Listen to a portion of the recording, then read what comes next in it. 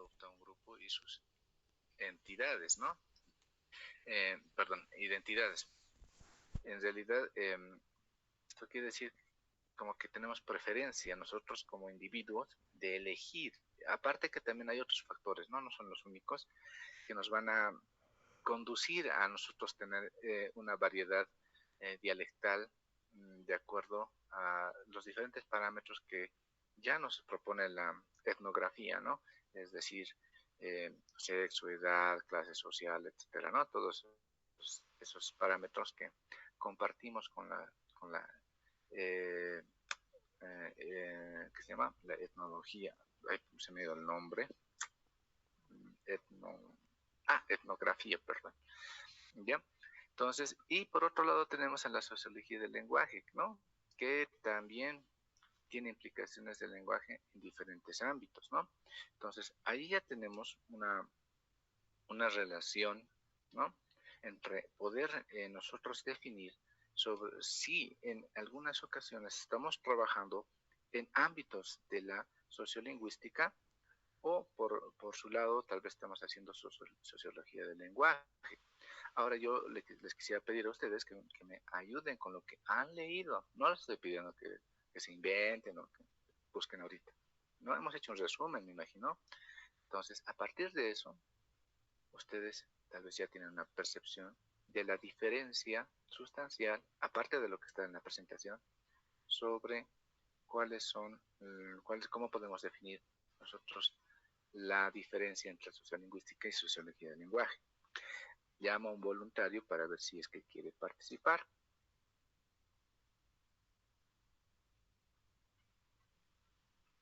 ¿Cuál es la diferencia entre sociología y sociología del lenguaje? Rápido, unas 3 palabras me puede decir.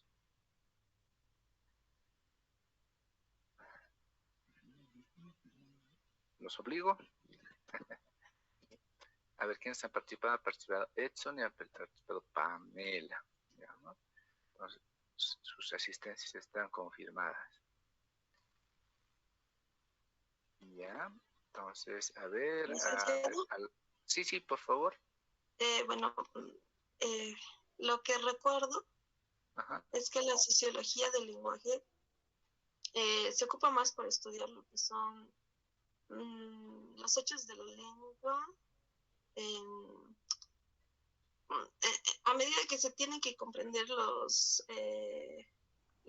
hechos sociales o, por ejemplo, los comportamientos lingüísticos, fenómenos educativos, sociales, culturales. Eso recuerdo, licenciado. Ya, está muy bien. Herrera, ¿tu número? 12. 12. A ver, ¿quién más aparte de Herrera? No me gusta obligarlo. Sí, por favor. ¿Número antes, por favor? El número 4. Número 4. Johnny, por favor. Sociología del lenguaje hace un estudio de la sociedad, pero en relación a su lenguaje, con el lenguaje, ¿no? Mientras tanto, la sociolingüística, más que todo se hace el estudio de la variación de la lengua, ¿no? De cómo influyen diferentes factores sociales en la variación de la lengua. Eso entiendo. Ya, está bien, Johnny. Ya, entonces vamos a agarrar las ideas de todos ustedes para poder nosotros darnos una idea de lo que son esas dos disciplinas, ya casi llegando ya a ciencias, ¿no? Que ya se ha visto que su trabajo, digamos, interno de la sociolingüística, digamos, bastante contenido teórico, y eso hace ya pues que quiera sobrepasar, digamos, a sus entes regidores, que son en este caso la lingüística o la sociología, ¿no? Entonces, bueno, la sociolingüística la vamos a entender como aquella ciencia que explica la forma como se inscribe la estructura social en la estructura de la lengua, ¿no? Esto quiere decir que pues la sociolingüística se va a ocupar del hecho hecho lingüístico, ¿no? O sea, cómo se da la lengua, o sea, cómo nosotros planteamos la lengua y cuál es la repercusión que va a tener en el grupo social o en los individuos que utilizan esa lengua, ¿no? Entonces, la sociolingüística va a ser un ente que va a mostrarnos toda esa percepción en cuanto a las variaciones que se presentan en la lengua, ¿no? Nosotros en este momento de este curso, si hacemos una estadística, vamos a ver que algunos vivimos en el Alto, otros vivimos en la zona sur, otros vivimos en el centro, otros tal vez vivimos en Viacha, otros vivimos en Mecapaca, no sé, diferentes lugares, ¿no? Entonces, eso obviamente que da una afectación en cuanto al uso de la lengua que tenemos cada uno de nosotros, ¿no? Y eso obviamente va a tener sus implicaciones en el momento de definir nuestra posición dentro de un grupo social, ¿no? Tal vez algunos tenemos, qué sé yo, algún, algún elemento típico, digamos, qué sé yo, de Viacha, digamos, ¿no? La forma de hablar. Y otros, posiblemente por vivir en la zona sur, tienen otras características, ¿no? Que justamente esto lo vamos a ver en el capítulo siguiente, en la variación lingüística. Y, bueno, pero eso nos hace un poco distintos a pesar de compartir un mismo territorio, ¿no? Por su parte, la sociología del lenguaje, ¿no? Se preocupa por los hechos de la lengua en la medida en que ellos pueden iluminar la comprensión de los hechos sociales. Es decir, se va a tratar de ver el comportamiento lingüístico, ¿no? Pero con fines tal vez normativos, ¿no? O sea, vamos a observar, digamos, cuando por decirles ¿qué se llama? Algún unidad, el Ministerio, digamos, de Educación, pues les dice, saben, señores, jóvenes, ya no pueden decirle a una persona ciega, o bueno, que no ve ciega, ¿no? Le tienen que ser no vidente, ¿no? En este caso, estamos normalizando una situación y un denominativo a cierto individuo o a ciertos individuos de nuestra sociedad, ¿no? Esto tiene que ver también ya con los parámetros más normativos, ¿ya? En cambio, la sociolingüística se ocupa de ver en la practicidad de las cosas. No te dice, óigame, no tiene que hablar de esta forma, sino te dice, hace una lectura de qué está sucediendo, ¿no?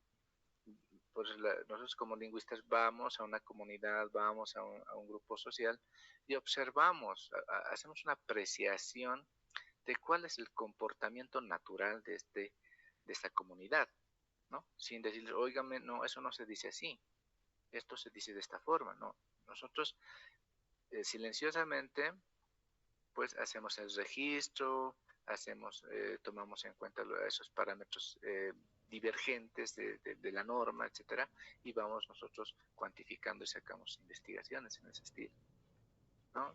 En cambio, la sociología del lenguaje no, es más normativista, ¿no? Va dentro de lo que es la política lingüística, la planificación lingüística, ¿no? Que tiene también ese fin, ¿no? Por ejemplo, dentro de lo que es la planificación lingüística tenemos que ver el uso de una lengua. Por ejemplo, hoy en día Bolivia tiene varias lenguas nacionales, ¿verdad? ¿Cuántas lenguas nacionales tiene Bolivia? Rápidamente. 36, si no me equivoco. 36. ¿Quién me ha respondido? Claudia Miranda. Número. 16. Miranda. Sí, ya te ubiqué. Bien, así me gusta que participen. 2 palabras y ya se ha ganado una participación.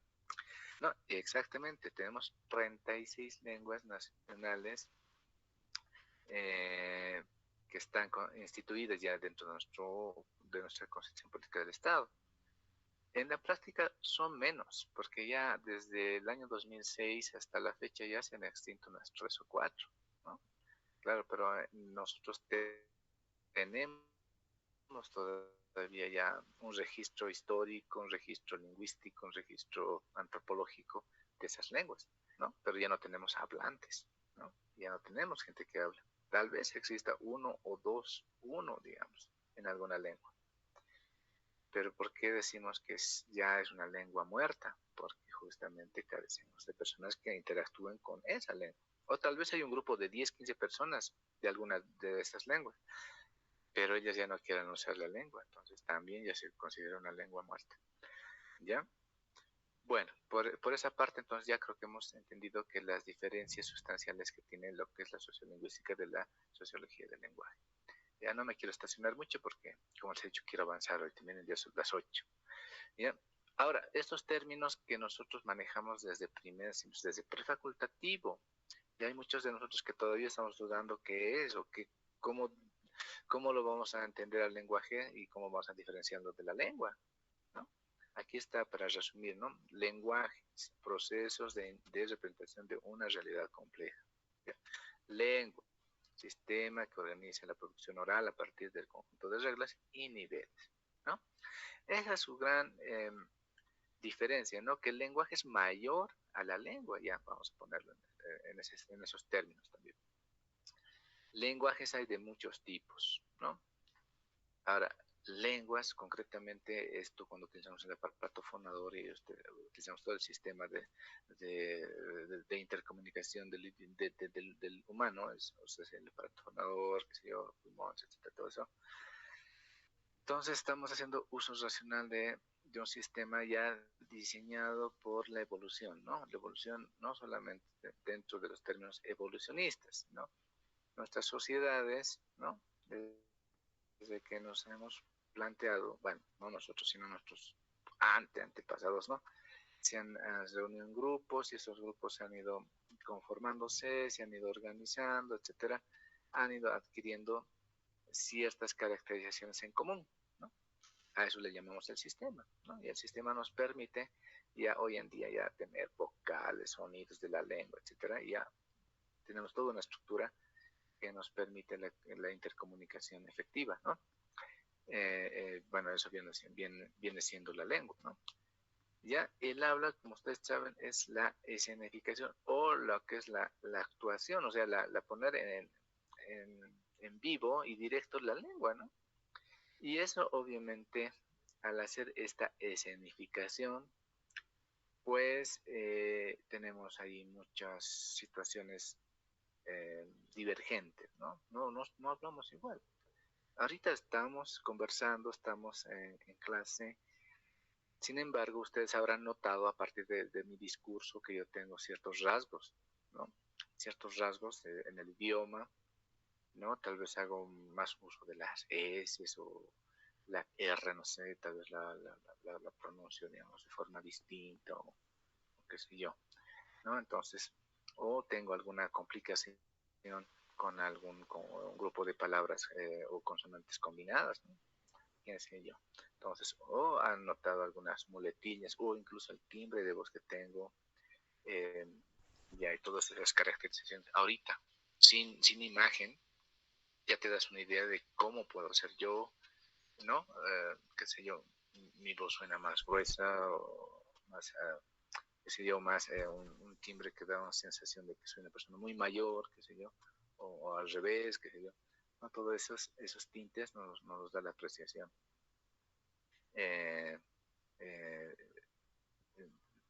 En acción de la lengua, ¿no? Como yo estoy manejando ahorita la lengua, ¿no? Son datos bastante interesantes, ¿no?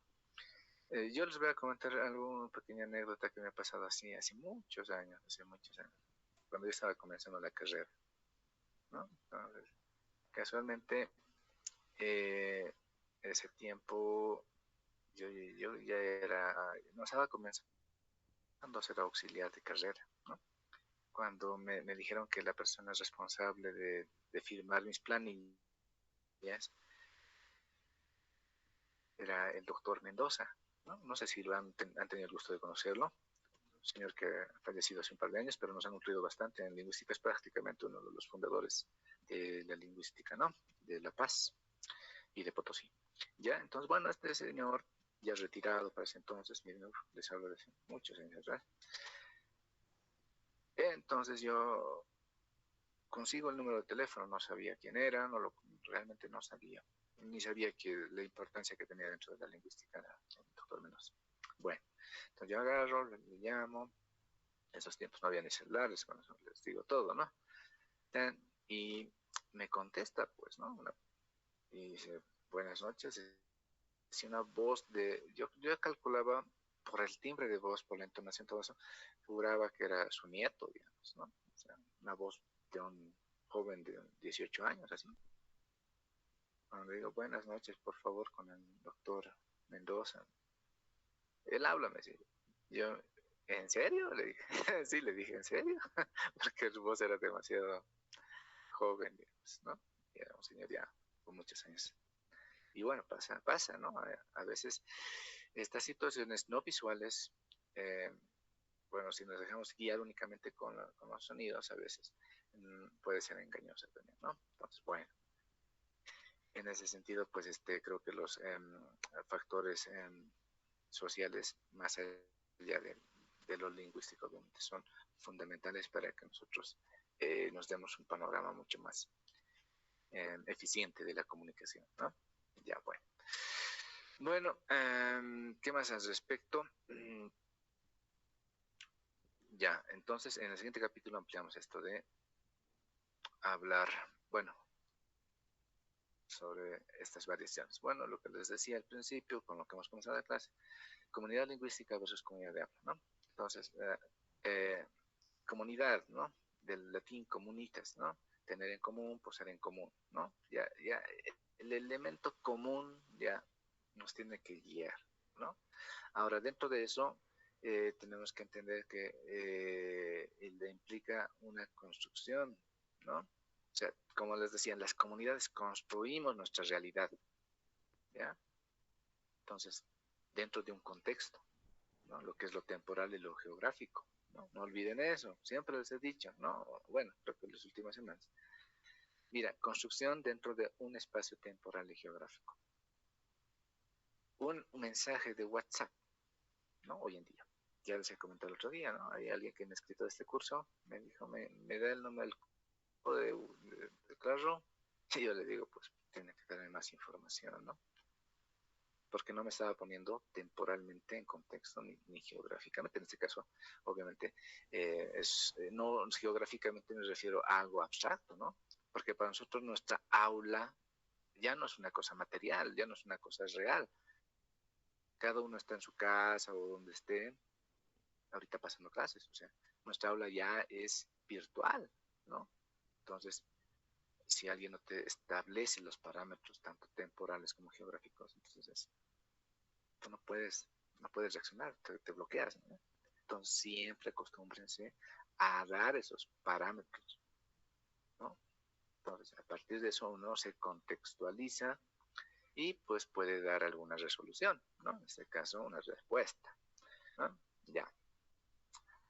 Por otro lado, pertenecer a una comunidad lingüística se evidencia por el uso en el discurso de niveles y códigos, ¿no? Efectivamente, ¿no? O sea, nosotros hablando de un sistema macro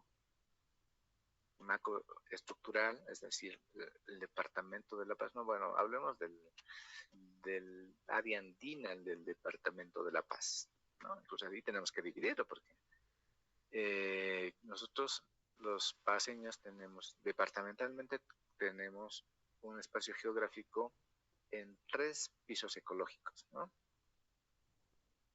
El altiplano, el de menor extensión, el de los llanos, que es el de mayor extensión, y las tierras intermedias, que son los valles, ¿no? 3 pisos ecológicos tenemos. Porcentualmente, creo que el área andina no pasa de un 30%, ¿no? Incluyendo los valles, ¿no? Y el área amazónica del departamento de La Paz es un 70%, o sea que somos más amazónicos que andinos, ¿no? Pero se nos entiende y comprende a los paseños como andinos, o sea, ¿no? A pesar de que no es así, ¿no? Ya, sin embargo, dentro de esto, de este paradigma andino, nosotros tenemos ciertas características de uso lingüístico, ¿no? Cierta manifestación que ustedes ya la habrán revisado en sus otras materias también, ¿no? Y que me gustaría, o sea, que ustedes me indiquen, mire, en la parte sintáctica tenemos esto, en la parte fonológica esto, en la parte morfológica y así. En lo pragmático también, ¿no? O sea, sería interesante que ustedes traigan aquí al aula algunos ejemplos de cómo es el habla andina, el habla que tenemos los paseños que vivimos en las alturas, ¿no? Bueno, sí que deben estar cansados por el terrible y complejo fin de semana que han tenido, así que vamos a seguir. ¿Ya? Vamos. Bueno, aquí algunas características de lo que es la comunidad lingüística, que ya lo hemos ido planteando ya desde la percepción de los autores. Hay muchos autores que hablan de esto, ¿no? Y lo que voy a rescatar ahorita es esto de la interculturalidad, ¿no? La interculturalidad esa es la caracterización que tenemos nosotros de poder interactuar con semejantes de otras comunidades, ¿no? Y poder nosotros tolerar, aceptar o tal vez rechazar algún tipo de comportamiento cultural, ¿no? En este caso hablamos del uso lingüístico, ¿no? En ese caso, bueno, por ejemplo, acá en La Paz tenemos mucha migración, ¿no? Mucha gente que llega de diferentes comunidades. Pero ¿por qué llega esa gente aquí a La Paz? ¿Por qué tenemos gente de los llanos, de los valles, del altiplano mismo, de otros países? ¿Por qué? ¿Por qué llega la gente acá? ¿Hay alguien que esté en Cochabamba ahorita o esté en Santa Cruz, en Potosí, en cualquier otra ciudad de Bolivia? ¿Hay alguien que está? ¿O todos estamos en La Paz? Aparentemente todos estamos en La Paz. Ahora, entonces, si estamos todos en La Paz, tal vez tenemos orígenes diversos, tal vez somos de otro departamento, qué sé yo. ¿Hay gente de otros departamentos por aquí? ¿Alguien de Potosí, de Oruro, de Cochabamba, Santa Cruz? Francamente, yo no he percibido a nadie de otro departamento o departamentos amazónicos. Y eso, ¿cómo puedo saber? Me han mostrado sus carnets, ¿no? Ya. Entonces, no me ha mostrado. Pero obviamente, lo que venimos hablando, la caracterización lingüística que tienen cada uno de ustedes me indica que la mayoría es o bien de acá de La Paz o alrededores. Pero ninguno he podido notar que sea de un departamento de Tierras Bajas. A ver qué me dice. A ver. Claudia. No, Claudia participó. A ver. Sí ha participado, no se preocupe. A ver, le damos paso a Dina Gabriela. Dina Gabriela está supuestamente. Dina Gabriela, sí. ¿Me confirma que me escucha? Sí, licenciado. Dina Gabriela, una consultita. Sí. ¿Qué elementos fonológicos nos hacen distintos a los hablantes paseños de los hablantes de otras tierras, como las tierras bajas, digamos, Santa Cruz, etcétera? ¿Qué elementos tú crees, hablando de la parte fonológica?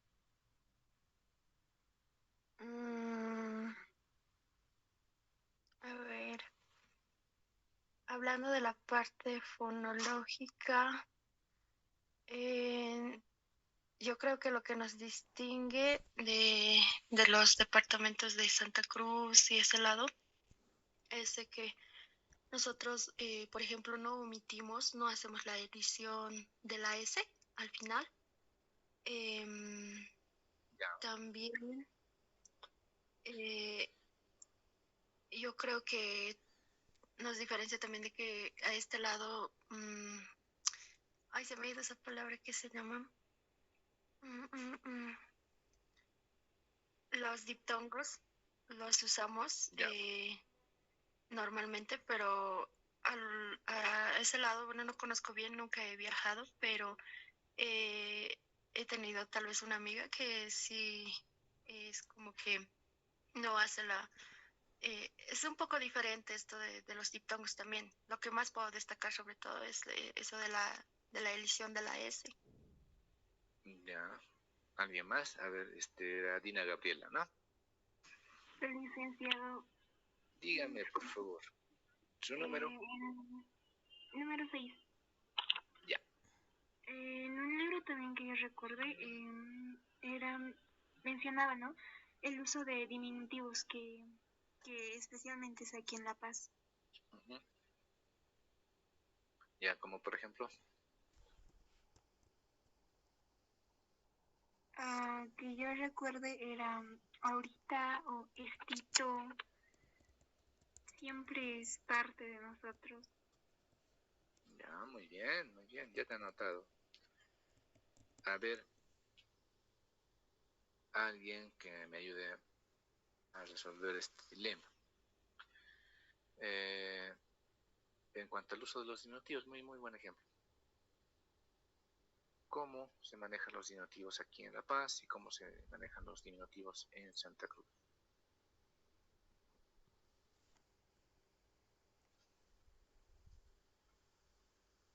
Aquí los diminutivos, licenciado, lo podemos manejar, digamos, aquí decimos chiquitito y allá lo dicen pequeñingo.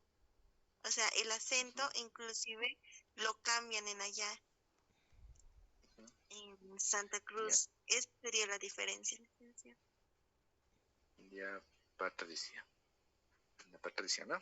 Laura, sí, número 13, licenciada. Ya, perfecto. O sea, ya tenemos una diferenciación, ¿no? En cuanto a los diminutivos. Sí, verdad, nosotros tendemos mucho a usar los diminutivos. Pongámonos un caso. ¿Alguno de ustedes ha enseñado español a extranjeros, tal vez? ¿Alguien es profesor de español? Tenga miedo, no les voy a pegar. Solamente estamos aprendiendo. ¿Nadie ha enseñado español? ¿Qué esperan? Tienen que enseñar ya. Ya supongamos que yo soy tu estudiante de español, ¿no? Y te pregunto, ¿qué usos tiene los diminutivos en La Paz? ¿Qué le contestarías?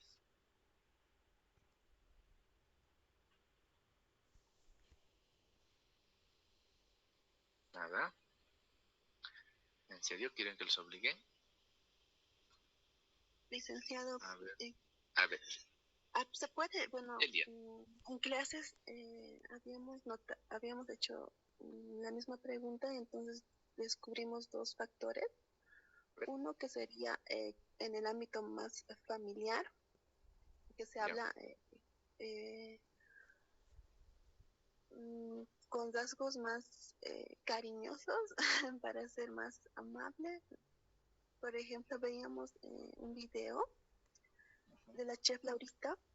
Ella estaba cocinando, entonces ella nombraba sus ingredientes y detallaba la preparación y hablaba todo con diminutivo. Entonces eso mostraba que ella quería ser más amigable, más tierna en ese aspecto. Por otro lado, así como ya le dije, es más, se maneja,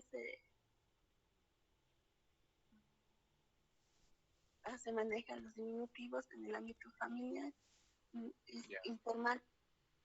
Esos dos, licenciado. Ya. Y en esencia, ¿cuál es la utilidad que tenemos de los diminutivos? O sea, lo que dice la norma.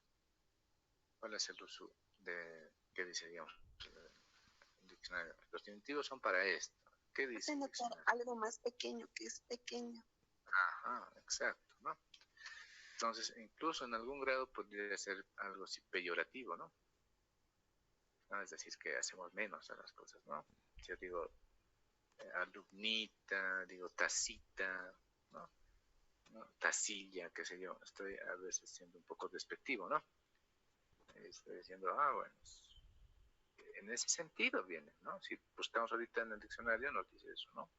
Claro, en los usos, digamos, sociodialectales que le damos al diminutivo, específicamente en La Paz, son distintos, ¿no? Uno, son más apreciativos, o sea, más cariñosos, como decías, ¿no? Nos buscamos siempre, ¿no? Apelamos al diminutivo para recibir un trato distinto, un trato más preferencial, ¿no? Yo te digo, por ejemplo, Anita, te digo, qué sé yo, Edsoncito, Claudita, ¿no? Entonces, ¿qué estoy haciendo? No estoy diciendo Claudia pequeña o Ana pequeña. Estoy dándote un cierto factor apreciativo, ¿no ve? Así lo entendemos. Pero una persona que viene de afuera, que ha agarrado el diccionario, que ha agarrado la gramática normativa, no va a tener esa percepción, ¿no? ¿No? Incluso lo va a tomar a más si tú le dices, qué sé yo, Johncito, digamos, ¿no? Así, qué sé yo. Y obviamente no lo va a tomar de buen agrado, ¿no? Y eso también yo he podido palpar, ¿no? Cuando era profesor de español, igual lo propio. Vino un estudiante, yo daba clases a unos norteamericanos, programas de medicina, venían ellos a hacer prácticas médicas acá a Bolivia, y bueno, venían a pasar también clases de español, ¿no? Bueno, en todo eso, un día viene mi estudiante, una doctora, súper enojada, furiosa, y le digo, hola, ¿cómo estás? Mal, me dice, ¿no? Es increíble, hasta esa pregunta es tan íntima, ¿no? Con unas repercusiones psicológicas impresionantes, ¿no? Ya, aparte de ser un tratamiento cortés, en nuestro contexto tiene implicaciones muy grandes, ¿no? Que en algún momento tal vez podamos charlar con ustedes sobre las implicaciones psicológicas de la lengua, ¿no? ¿Ya? Entonces, en ese sentido, pues no es malo y es increíble, ¿no? Nadie regularmente escucha mal. Yo digo, ¿por qué mal? ¿No? Y me dice, ¿sabes qué? Estaba en el hospital y cuando yo estaba atendiendo a una paciente y me dijo doctorcita. Y me dice, ¿cómo es posible que me haya podido decir doctorcita? No puedo entenderlo. ¿Yo qué le he hecho para que me diga de esa forma? Si yo le he tratado muy amablemente. Y yo obviamente que me reí, pues le dije, mira, bueno, y le expliqué las implicaciones que tiene los diminutivos, ¿no? Le digo, bueno, es un contexto distinto. Aquí utilizamos mucho el diminutivo, es una caracterización del paseño, ¿no? Y entonces por esto. Entonces no te ha estado haciendo menos, le dije, no te ha dicho que eras una pequeña doctora, qué sé yo, sino que ha tratado de buscar un sentido apreciativo, ha tratado de ser agradable contigo. Todo esto, ¿no? Y es así. A veces el texto, incluso este texto, que es una versión colombiana, nos pone ciertas realidades, cierto contexto que nosotros no compartimos, ¿no? No es algo característico de nosotros. Por eso les decía que dentro de esto de las comunidades de habla nosotros le ponemos el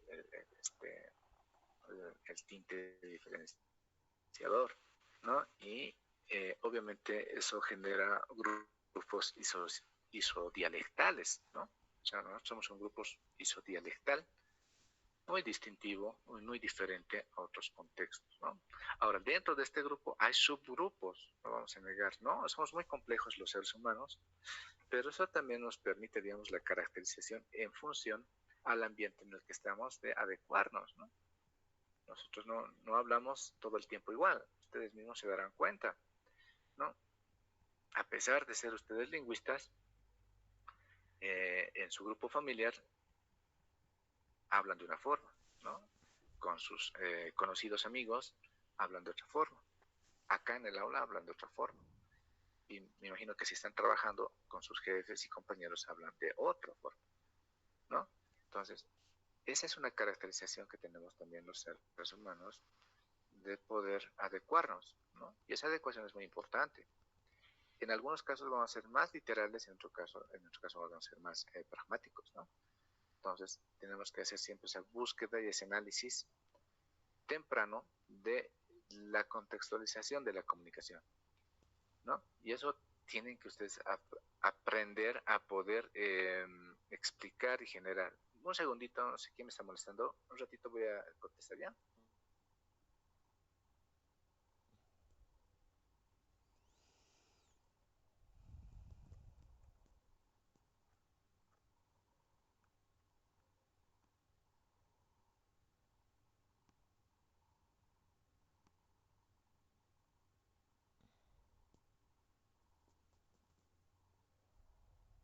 Bueno, ya volví.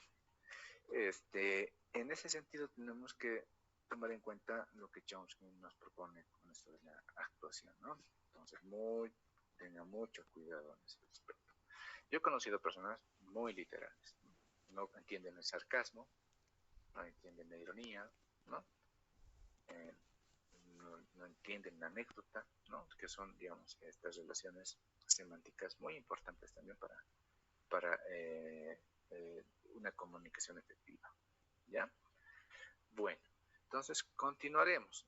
Pasamos de capítulo, entonces, y hablamos de la variación lingüística.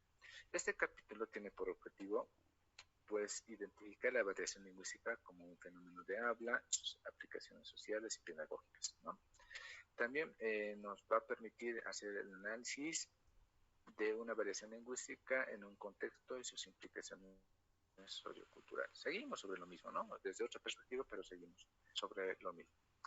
Estas variables sociales tienen relación con el contexto y las características o rasgos sociales, identificando el grupo regional y el grupo sociocultural al cual pertenece, ¿no? Miren, esto es muy interesante, ¿no? A partir de estos rasgos, nosotros hacemos el análisis y podemos determinar varios factores, ¿no? Obviamente que eso también implica práctica, ¿no? O sea, pero ya ustedes tienen la habilidad, ya tienen las herramientas. A ver, ¿quién de ustedes nunca ha agarrado en el minibús y ha empezado a escuchar conversaciones ajenas? Especialmente yo creo que cuando estaban en sus cursos de fonética o fonología han empezado a prestar atención a la gente, ¿no? Y no con el afán de ver tal vez o de escuchar su historia, sino más bien de analizar los rasgos que presentan,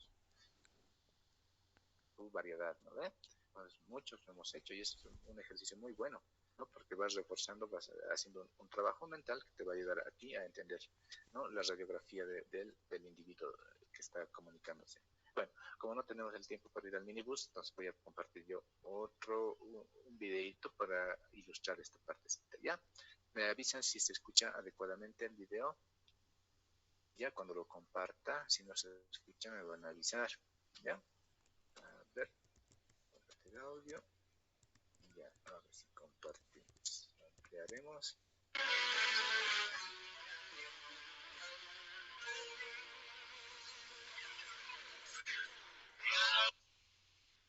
¿Se escucha el himno? Sí, licenciado. Sí, licenciado. Ah, ya, listo.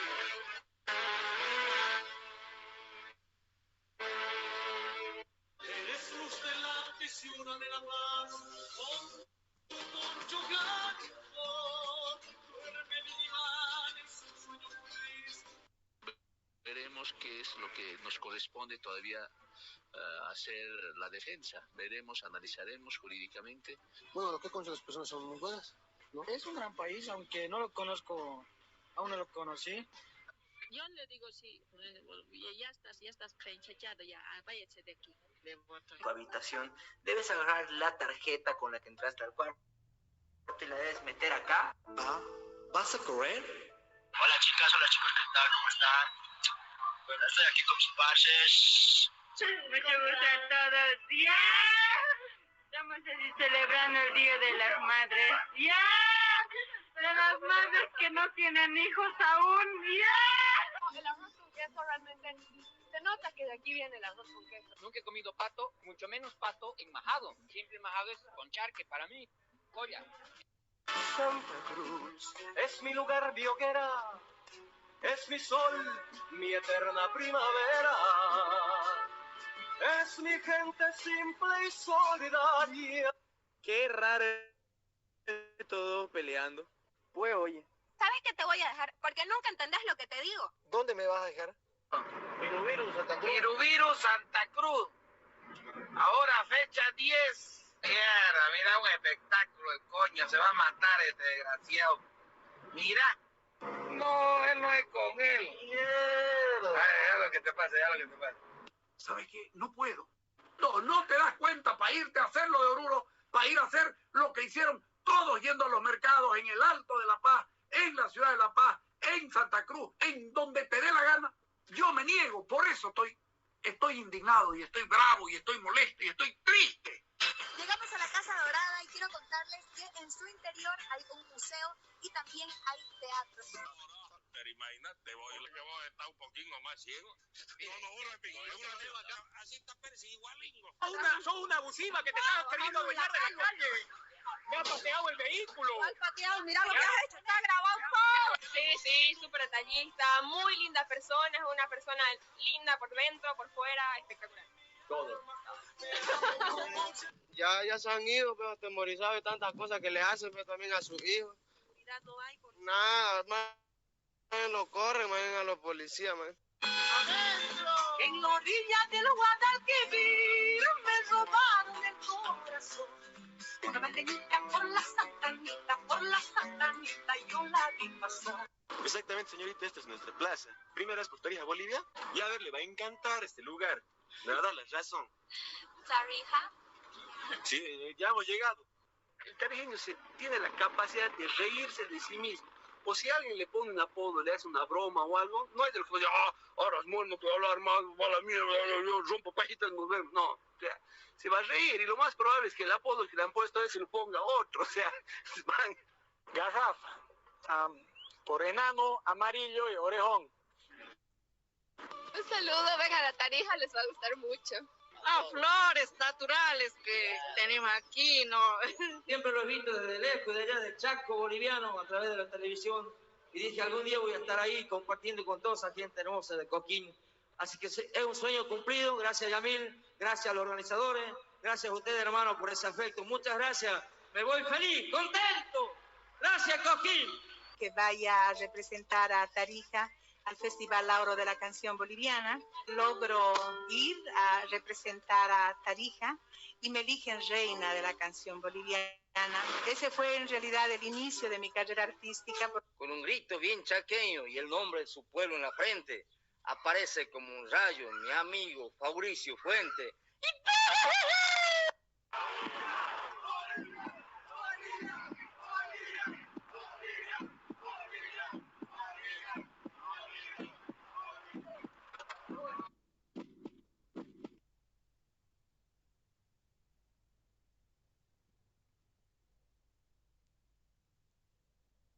Bueno, ¿qué les ha parecido? Se han notado, ¿verdad?, los diferentes usos dialectales que tenemos en Bolivia, ¿no? Las variantes por regiones. Han visto, se han marcado 3 regiones, ¿no? Según el doctor Carlos Coelho, pues a eso le llama él zona A, zona B y zona C, ¿ya? La región andina, ¿no? La región andina que implica los departamentos de La Paz, Oruro, Cochabamba, Potosí, Chuquisaca, en su área andina montañosa, o lo que los peruanos llaman serranía, pues es la zona A, ¿ya? Dentro de la zona A vamos a tener subzonas, ¿no? Entonces se va especializando esto también, ¿no? La subzona A